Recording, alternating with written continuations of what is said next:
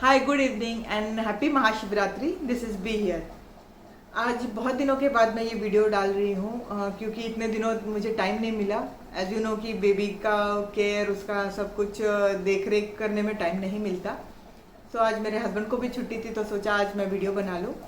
ये सारे वीडियो मैं आपके लिए इसलिए लेकर आ रही हूँ क्योंकि जब मैं प्रेगनेंसी फेज में थी और मेरे दिमाग में जो क्वेश्चंस थे तो इमिडिएटली मेरे साथ वो शेयर करने के लिए कोई था नहीं। तो मैंने सोचा कि अगर मेरे साथ जो हो रहा है मैं आपके साथ शेयर करूँ तो शायद आप उससे रिलेट कर पाओ।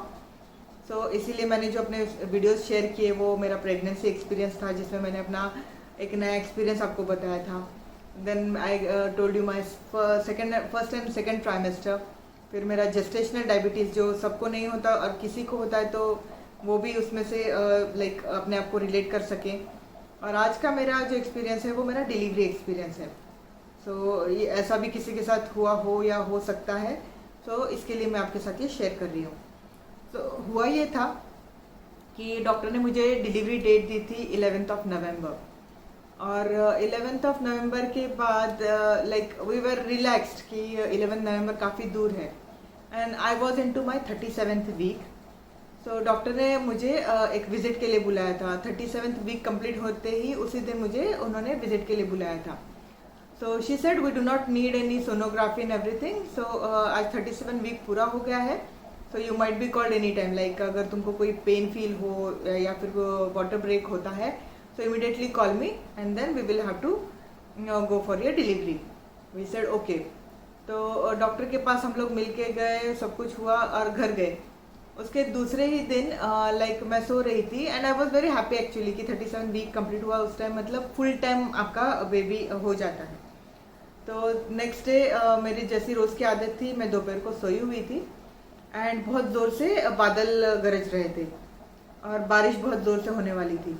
वो एक्चुअली बारिश का सीज़न नहीं था, लेकिन आज यू नो कि इस दिनों बहुत अलग सा क्लाइमेट और वेदर होने लगा है। तो उस दिन भी बहुत ज़ोर से बादल गरज रहे थे और मुझे बारिश बहुत पसंद है। तो सोचा कि चलो मैं हॉल में जाके बारिश का व्यू देखती हूँ। तो मेरे हॉल से मेरा बारिश का व्यू बहुत अच्छा आता है।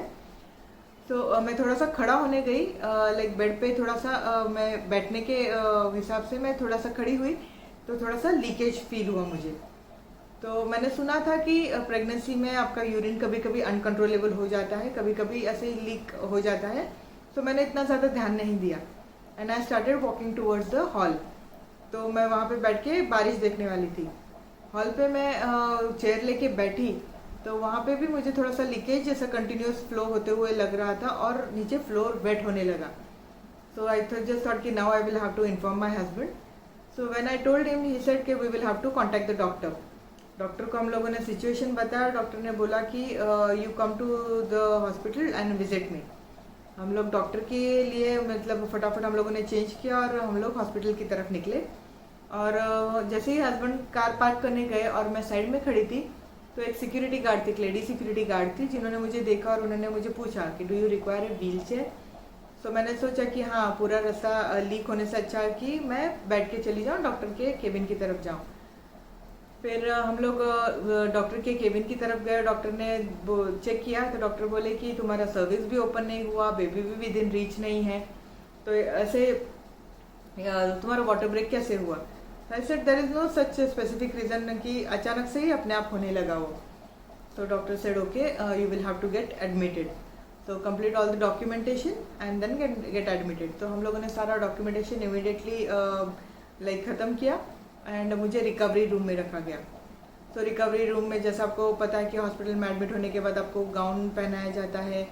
फिर डॉक्टर आने के बाद वो आपको पूछते हैं कि would you like to go for a normal delivery और C section. So I said कि I would definitely go for a normal delivery.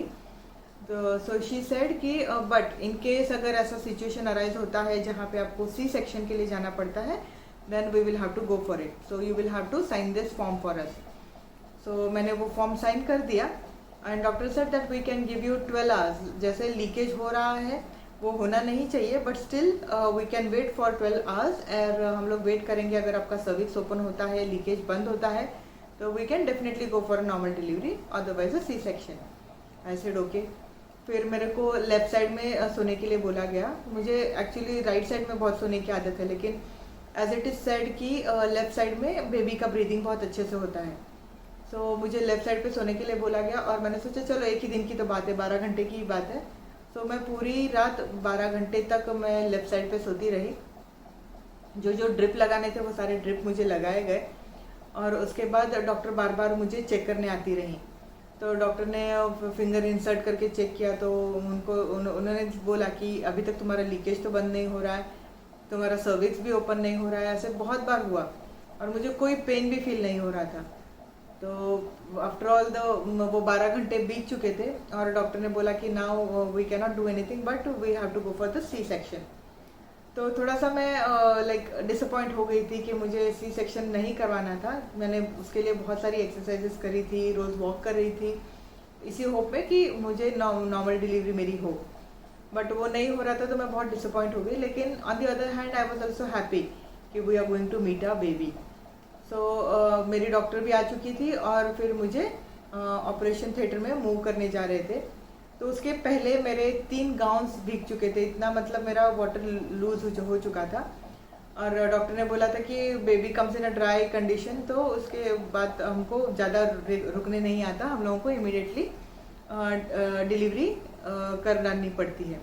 तो ऐसे ओके, तो ऑपरेशन थिएटर में जाते हुए वहाँ पे ऑलरेडी बहुत सारे लोग मौजूद थे। नर्सेस थी, फिर एनेस्थेशिया के डॉक्टर थे, स्टिचेस करने वाली नर्सेस और डॉक्टर और वो सब लोग थे।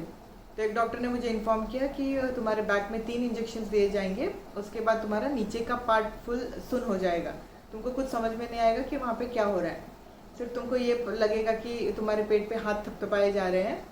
सो एंड तुम्हारे आंखों के सामने कर्टन लगा दिया जाएगा तो तुमको कुछ फील नहीं होगा।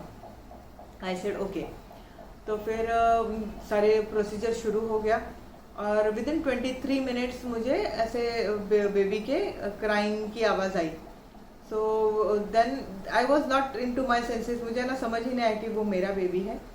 फिर थोड़ी देर के बाद वो राइट साइड में बेबी को वॉश कर रहे थे और वो रैप करके मेरे पास लाया गया और वो बोला कि Veena this is your baby. And I smile to myself saying that baby की क्राई होने की आवाज़ आई, फिर भी आई डिड नॉट रियलाइज कि it was my baby. And I became very happy because looking at the baby it was so sweet and we were very happy के जितने दिनों के लिए हम लोगों ने इतना वेट किया था वो फाइनली हमारे अभी हाथ आ गया। So they took it out, they took the baby out and handed it over to my husband. और फिर मेरे स्टिचेस वगैरह होके मुझे बाहर लाया गया and I spoke to my family, everybody was very happy and happily then after 3 days, because मेरा सी सेक्शन था, मुझे 3 days हॉस्पिटल में रहना पड़ा and then we went home. So this is how my delivery story I had gone through this delivery phase. So in this case अगर आपको कोई questions हो तो definitely मुझे पूछें, मैं definitely आपके आंसर करूँगी। अगर आपको ये वीडियो अच्छा लगा तो उसको प्लीज़ शेयर एंड सब्सक्राइब करें and thank you for watching. You all have a nice day.